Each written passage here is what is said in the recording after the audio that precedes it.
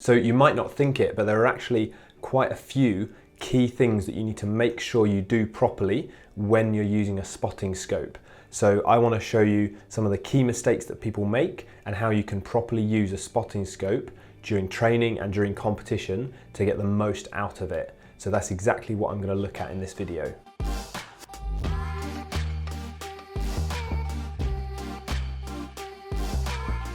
Now, the first thing with the spotting scope is I want to go through some really common mistakes that so many archers make when they use one. Most of the time you'll see these mistakes at a competition, but sometimes this can happen in training too.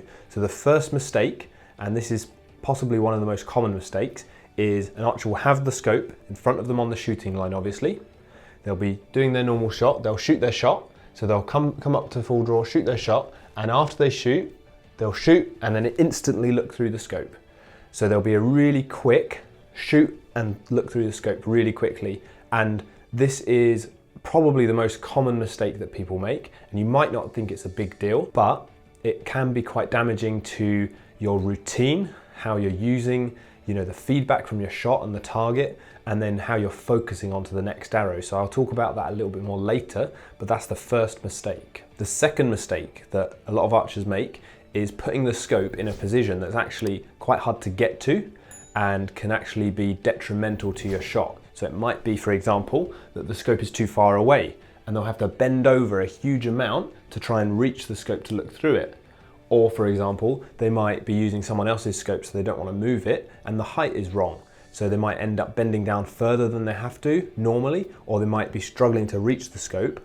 And you might not think these are, this is a big deal or not, but it can be really quite bad for your technique in terms of your back, or for example, if you're looking at a scope that's a lot lower than what you're used to, it can basically encourage you to hunch over and condition yourself to be in that position, because you're shooting and then you're hunching over, really looking through the scope, and then this is not going to put you in the best position for the next shot, because very commonly someone will do that and then just go straight into the next shot without resetting anything. So that's another mistake that people make. The third mistake, and again this is pretty common, is looking through the scope on every single arrow. You don't need to look through it on every arrow, because that's not what it's there for. It's to give you extra information when you need it, but you shouldn't need it on every single arrow. You should be primarily relying on your feedback as to how your shot has gone, and you should be able to get good feedback from that. And yes, you might need some extra feedback if you're not sure where it went on the target, but you probably don't need it every single arrow, unless you absolutely can't see anything on the target and you've no idea where the arrow's gone and you need to know. So for example, for me, my vision is not perfect, but I can shoot and I'll see roughly where the arrow went. I'll know, for example, is it in the gold, yes or no? I can probably see if it's a good inner gold or an outer gold. I can't normally see, exactly where it's gone, but it's good enough. I can see if it's gone in the right red. Do I need to know whether, it's a 7 or an 8 if it's gone in the right red? No, I know that it's gone in the right red. I can feel what I did in my shot, and that's my feedback. So I don't need to know on every single shot for that. So that's the other mistake that people make. Now, the final mistake I wanted to talk about is quite a common one again, but this is basically one of the most damaging ones, and I see this far, far too often. You'll see an archer maybe having a difficult day or something, which is obviously not ideal, but you'll see them shoot and they'll have a bad shot. And I've seen this too many times when someone has a bad shot, shoots it and goes, no, that was a bad shot.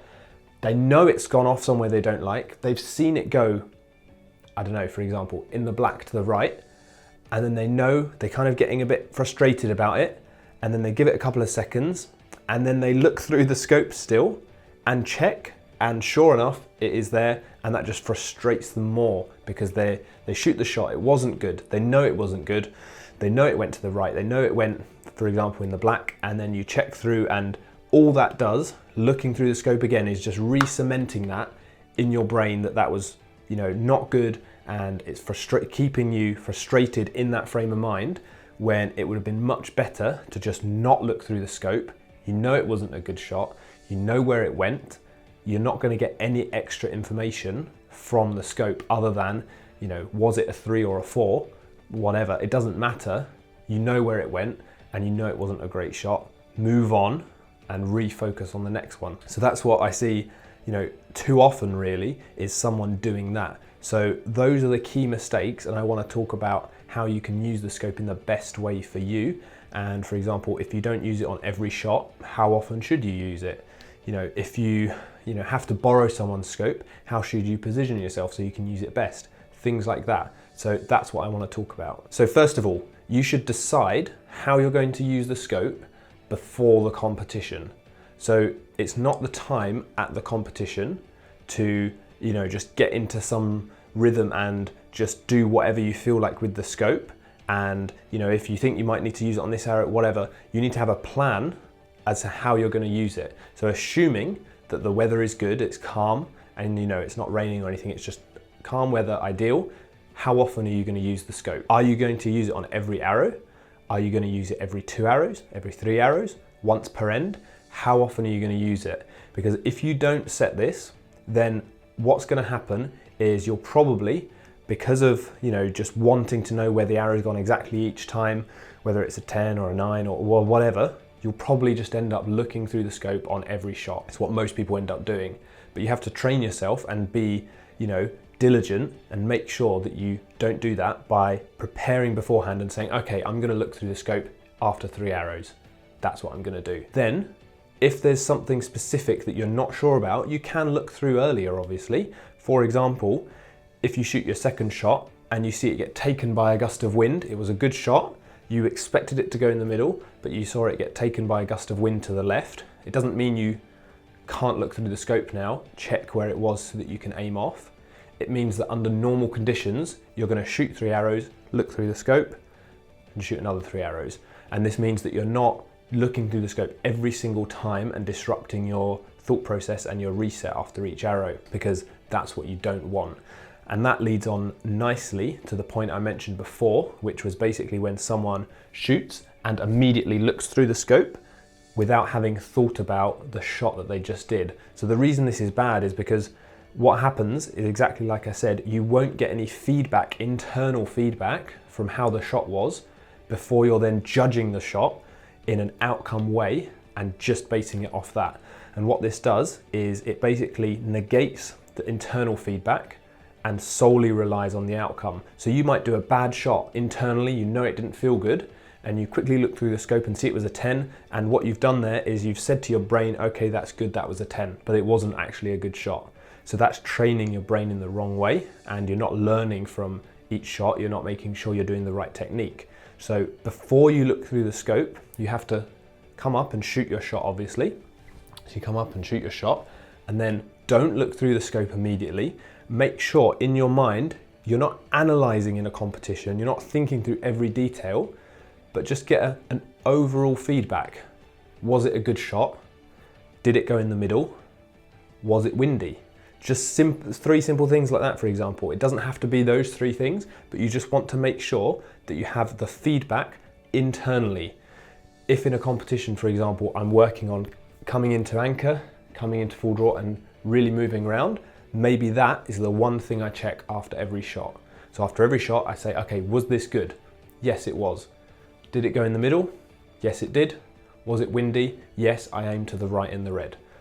And okay, that's your feedback. Then you know when it's windy that amount, you aim to the right, and if you do a good shot, it will go in the middle. So you get the good feedback from that. Then you can also look through the scope after every 3 arrows, like I said, or to check something. In the previous example I said, maybe you did a good shot, so I check, okay, I did a good shot, I followed the process, it went in the left blue, was it windy? Ah yeah, it was windy, it was more than the other arrows, it was the wind. It was the wind that did that, so I need to make sure that I check the wind before the next shot. Simple. There's no frustration there, there's no getting emotional, you're just looking and thinking, okay, that's that, what can I do next time? And that's when you're using the scope in the right way, rather than if I had just immediately looked through the scope, I would look through and think, oh, that's a blue, that's terrible, I've lost points, that's not acceptable, whatever, and get frustrated. But you've lost the opportunity there to learn from that and then improve the next shot. So that's why it's important to get the feedback first and then look through the scope. So that's really, really important. If you take away one thing from this video, it's that. Don't look through the scope immediately, get your own feedback. So the other mistake, the third mistake, was when someone looks through the scope after a bad shot. This is a simple one to solve.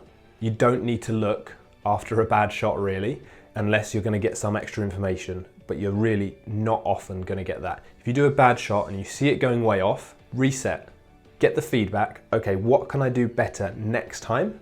And refocus and train yourself to not get frustrated and not get emotional. If you feel yourself getting frustrated, say, okay, I can feel that, and then focus on what you can do on the next shot rather than just repeatedly ingraining that bad shot that you felt.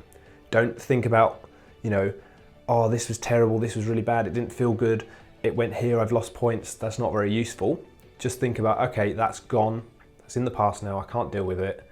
What can I do on the next shot to make it better? And how can I follow the process that I set myself at the start of the day?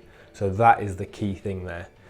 Also, with the last point I mentioned, the other mistake that people make, which was kind of moving themselves on the line in a position that doesn't suit them because someone else has got the scope there, it's too cramped, it's too far, that kind of thing.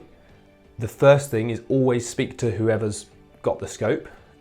99% of the time, you'll be able to agree on, maybe positioning the scope a bit better, moving it a bit more to give you more space, maybe moving it up or down. Most of the time you can always agree a solution, but also in a world archery competition, you do have the right to ask to take their scope off the line and put your scope on the line each end. It is a bit of a pain, but technically you can do that, and it is allowed because on that detail when you're shooting, that is your space. And you have to be able to use that in the way that you want. So don't be afraid to politely, obviously, speak to someone and say, oh, this isn't working for me. I don't have enough space on the line. Can we find a solution? And if you can't, then maybe you have to switch the scopes out between ends and stuff like that.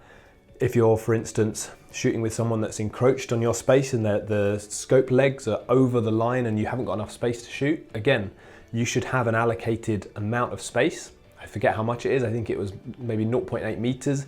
That is your shooting space on the line. So if you don't have that because there are tripod legs everywhere and you can't shoot properly and you're having to have a scope really far and then bend away and stuff like that, then you have to, you speak to the target companions pretty much all the time. Everyone is super accommodating, so don't be, afraid to do that.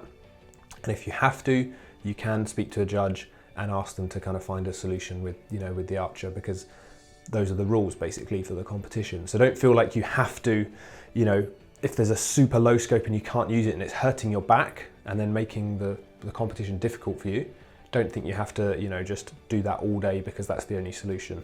You can always work something out. So that's been an overview of how to use your spotting scope at a competition and on the line. I hope you found that video useful. As always, be sure to smash that like button and subscribe to the channel if you haven't already. I'll also put the links to social media down below, and thank you for watching, and I'll see you next time.